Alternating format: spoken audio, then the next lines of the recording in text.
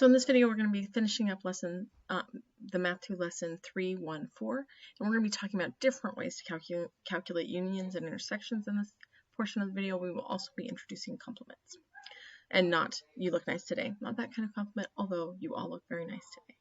All right, let's go ahead and get started. So I'm going to be in the way over here. I'm going to be in the way over there. Let's see if I'm in the way down there. Okay. Viola described the following method for calculating the probability that a person will vote for a Republican governor and a Democratic attorney general. So she's shaded in her Venn diagram. So if you are forgetting what we're talking about, we're still talking about the same Venn diagram we were talking about before. And so she's shaded in, and I'm going to go ahead and do that over here. She's shaded in,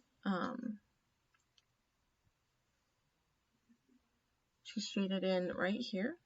And she's also, because remember, we're trying to figure this out, shaded in here. Well, and we know that, one, this column adds up to 40, and this row adds up to 37. So just kind of keep that in mind as she continues to explain what she did. So this column adds up to 40, this column adds up to 37. Row adds up to 37. Okay. So continuing back to with what she was talking about. And so I noticed that there were some outcomes that were overlapped. So she's taking 40 plus 37, but she knows that that one column, that the overlap was counted twice. And that overlap is the 14.8. So 40%, 37%, and 14.8%. And so what she's done is she's taken the whole percents, which she didn't need the area model to kind of use, and written them down, and then subtracted the intersection. So if you recall, we talked about both unions and intersections, and just quick reminder, if you are looking at two events happening, the union is this or that happens, which means everything you see. And then the intersection is just them both happening. So again, the union is all of it, all, including the intersection. And then this, so let's just kind of talk about a different idea here. And before we move on into talk about specific probabilities and stuff, let's keep it really simple. Let's say that your mom that you have dessert every day during the week, and it's either ice cream or a cookie. Let's just say that. Ice cream and cookies. And so that means there's 7 ice cream sandwiches, and that's, so 7 ice creams you can just grab, and 7 cookies. And so there's 7 cookies and 7 ice creams. And so together that's 14. But let's say every now and then she lets you have both, right? So some nights you're really lucky and you get both. And so let's say that happened 2 times this week, that you got to have both. Well, while this circle is still 7 and that circle is still 7, if we add up all the numbers we see, we might get too big. Like we might get 16. And you didn't eat 16 desserts. You ate 14 desserts because you had 7. You didn't eat 14 desserts, right? Right? You had some ice cream one night, and let's say, so there were 7 days in the week, and 2 nights you got to have both, and then one night you got to have, we'll erase these numbers right here, and so 3 of the nights you ate ice cream, and 3 nights you ate cookies. Wait, no. And 4 nights, come on. 2 nights you had cookies. So 2 nights you had cookies, 3 nights you had just ice cream, and then 2 extra special nights you got to have both. If we add these numbers up, we get 7, which means you had dessert 7 times. But if we don't pay attention and we say, okay, there were 5 times you ate ice cream, and 4 times you had cookies, you might think that the answer was 9.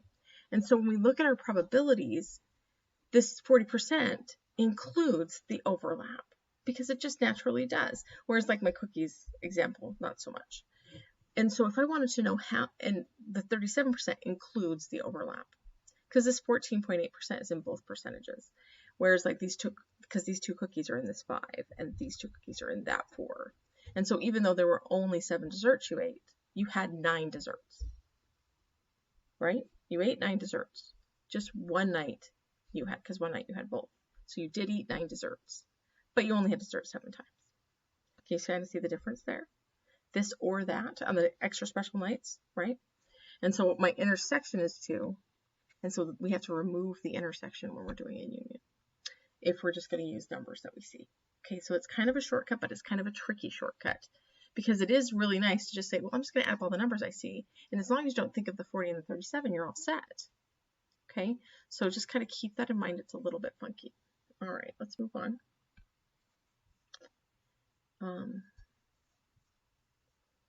Okay, so Viola's method of adding the 2 probabilities and subtracting the probability of the overlapping event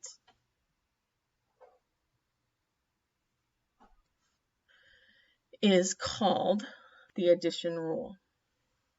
Okay, remember the overlapping event is the intersection.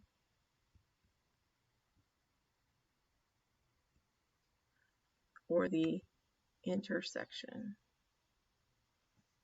So keep in mind, if we're using symbols, probability that P of A or B happening, that means that could be union, is the probability that A happens plus the probability that B happens minus the probability that A and B happen, or the intersection. Use the addition rule to calculate the probability that a third-party candidate will be selected for either governor or attorney general. Okay, so let's look at our area model and see what we can see. So ignoring that, that's incorrect. So remember, we can think of the people on the edges as 2 ways. 1, they're undecided voters, or 2, they're voting for a third-party candidate. So right now we're going to use them as third parties. Okay, and so it was that the third-party candidate wins for governor or attorney general. And so that my numbers are 7 and 2, and the intersection is 0.14. Okay, so I'm just going to keep that in mind. I'm going to go back to the slide show. And so 7% of people plan to vote for an independent party. So 7% for governor. Wait, yes.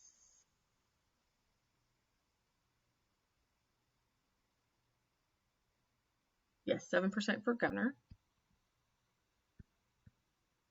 2% attorney general. Okay. And so we add those 2 together, which gives us 11%. But some of those will vote for third party on both of them. And we're counting them because we're just using 2 and 7 because it's easier than taking all of the percentages and adding them up. Because I know that the row adds up to 7. And I know that the column adds up to 2. So I'm just stealing that. Why do the work, right? But if I do that, I have to remember to remove the overlap, which was 0.14.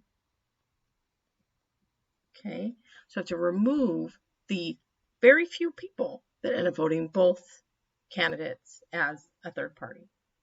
Okay, so this is the addition rule. So I end up with 9 minus 0.14. I'm using a calculator in case because you can't see what I'm doing with my hands. 8.86%.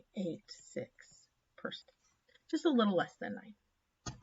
Okay, it's very unlikely. And yet more likely in a state election than in a federal election because of the Electoral College. So just something to keep in mind. Okay, so there you go. Intersections and unions. So notice this 0.14 is the intersection. That's the intersection. This whole result is the union. Okay, you can see why I want symbols for intersection and union, right? Overlapping event is intersections where 2 things intersect each other. Okay, all right, let's see what we can do. So there's a couple of other questions being asked in this that kind of will use Viola's method to do other things. Let's see if we can use it for more stuff, or maybe some other shortcuts. So a popular restaurant in the mall has conducted market researching on 4 new salads it's considering putting on the menu. The percentage of study participants in various age categories and their salad preferences are shown in the table below. So if you've ever taken a survey, and maybe you haven't, I've taken quite a number of them. They ask a lot when you're old. And these are the categories that are on surveys. And I don't know why it changes halfway through your 20s and puts you in a different category, and halfway through your 30s and halfway through your 40s. I don't know why they don't just do 30s and 40s, except for that I do know that it was a very different person at 25 than it was at 35. So even though it shocked me the first time I filled out a survey as 35, then I was like, wait, I'm in a new category? Oh no, I'm old. That's kind of the reason. So then we've got feta cheese, barbecue chicken, Asian ginger, and chopped cob. These are the salads. These are the people who chose those salads. Okay, just something to keep in mind. So we're actually not going to fill out this area model because look how involved it is. I don't want to. It's so involved. I'm going to fill out what I need. Okay, so we'll be coming back to this slide. I'm not going to put everything in. If you want to, go for it. What's it going to hurt? But I'm not going to. I'm going to save that for later. Okay, I'm only going to fill out the parts I must fill out. So let's see what we can see in the questions that we're asked. So we're asked several different questions about this. People who participate in the study will be selected for random face-to-face years. So what is the probability that the marketing department will randomly select someone who is 55 or older, right? 55 or older, and prefers the barbecue chicken salad. So and means we're looking for the intersection. So the word and means we're looking for intersection. And intersections are easy, really easy, especially with probability. Intersections are multiplication. Intersections are what you find in your chart. These probabilities are all individually intersections. This probability right here is the intersection of this and that, right?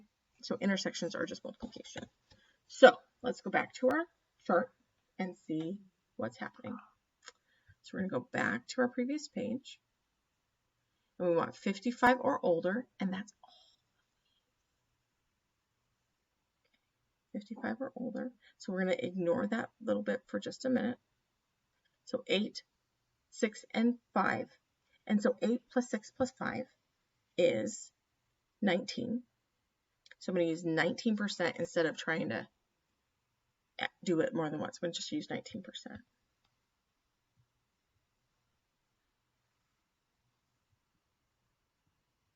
And prefers, which salad were we looking for? I forgot. Nope, not that.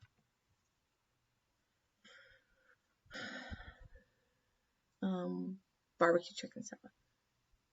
Okay, so that's 60% for the barbecue chicken salad.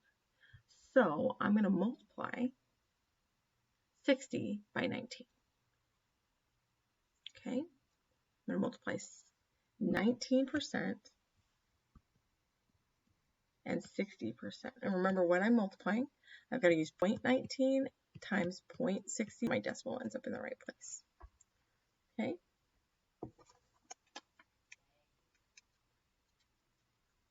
Which leaves, that gives me a 0.114, which is 11.4%. And this is an intersection, which I told you as we were going through. That's definitely an intersection, and is intersection. Both have to be true. They have to be older than 55 and like this barbecue chicken salad. But all I have to do is multiply. I don't have to fill out the whole table and then add things together. No, I just multiply. I'm done. Intersection's easy. No problem. Again, this is about different ways of calculating than what we discussed in class. You can still add. You can still fill out the whole table. You can still use the area model. It still works. But you don't have to. All right, let's see what's next.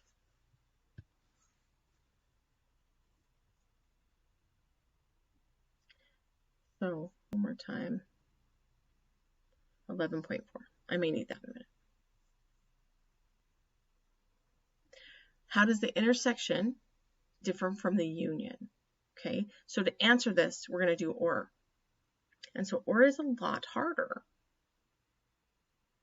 Okay, so remember 55 or older was 19%. Okay, wait, and was 11.4. What's our answer? Just making that up. So 19 or older is 60%.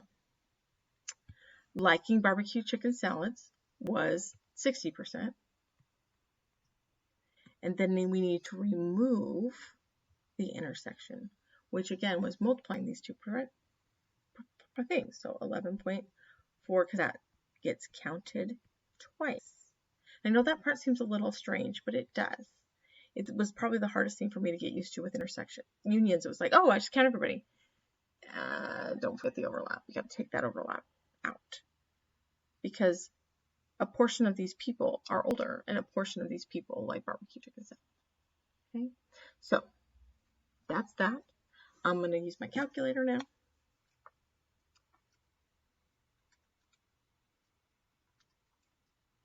I get 67.6% liking chicken salad, or, and this, how does it compare to the probability from part A? It's much, much bigger. It's much bigger. The union should be bigger because we're counting or events, which means this or that. I like barbecue chicken salad. Yay! 60% of us do. Yay! Actually, I'm one of those 40 doesn't. And oh, for 55, see, I'm actually not in this probability at all because I'm not old enough, thank goodness, and I don't like the salad. But 67% of people around me do. And I should be respectful of that. I shouldn't make the salad leave the menu. I'd make some people mad, right? They want the salad. It sounds delicious to them. Okay. And so how does it compare? It's much, much bigger. Much bigger. Not kind of bigger, much bigger. And it should be. Because the intersection is the multiplication of two percentages, which when you multiply percents, they get smaller. When you add percents, they get larger. Just something to think in mind. It's weird with multiplication because multiplication is usually big and addition is small. But when we're talking about percents, it kind of gets all screwed up. Okay? All right. Let's see if we can continue to answer some more questions. What is the probability that a randomly selected person from the study is under 75? Okay, and then show a different method of figuring it out. So let's go back and look at that table and see if we can figure out under 75. Okay, under 75. So only 5% are over 75. Now, I didn't check and make sure those percentages add up to 100, but they should.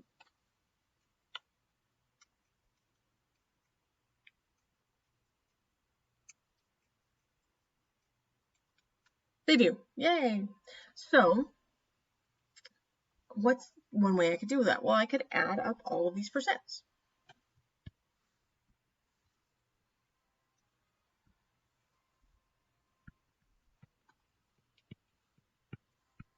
And when I'm all done, I'll get 95%. Now, I did not add those together. I'm just going to tell you that right now. But I'm going to write down adding them all up. I think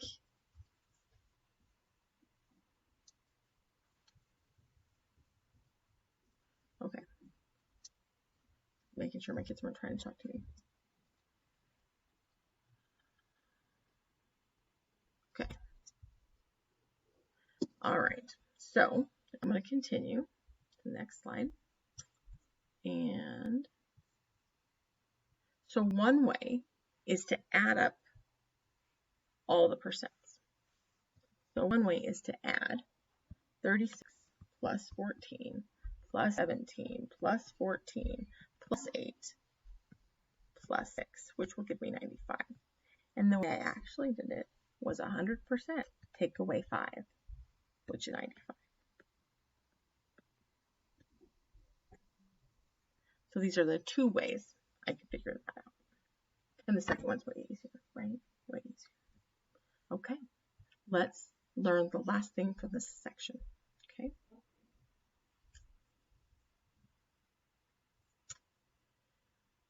So sometimes it's easier to figure out the probability that something will not happen than the probability that it will. The complement is a set of all outcomes. So there's our word, the complement. And again, it doesn't mean how nice you look today. The complement is the set of all outcomes in the sample space that are not included in the event. The barbecue marketing department has interviewed people of all different age groups about the barbecue chicken salad, but now they need to find information about why the other salads are less popular.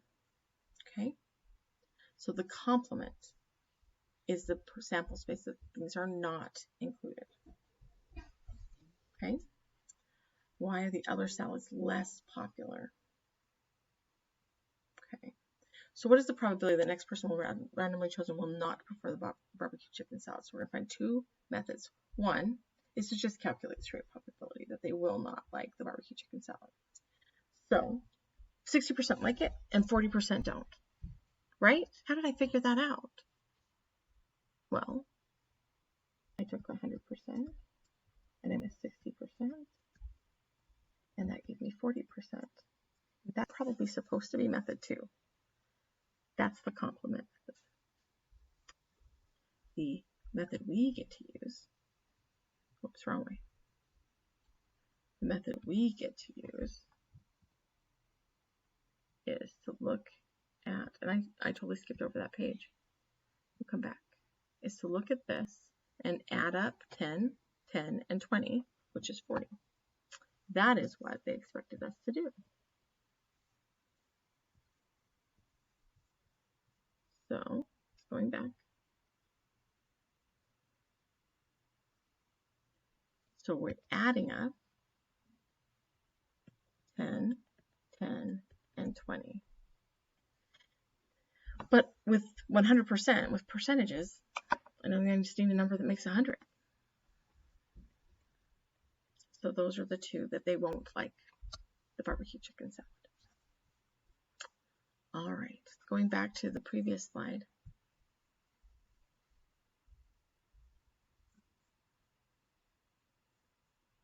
When finding the probability that something will not happen, you are looking at the complement of the event. P not A, this is our notation, probability of A sub P, or the probability of the complement. So something won't happen. The probability that Trump won't be elected president is the probability that Joe Biden will be elected president. That kind of idea. Okay, are there any questions? If there are, please let me know, and otherwise, have a great day. I will talk to you all later.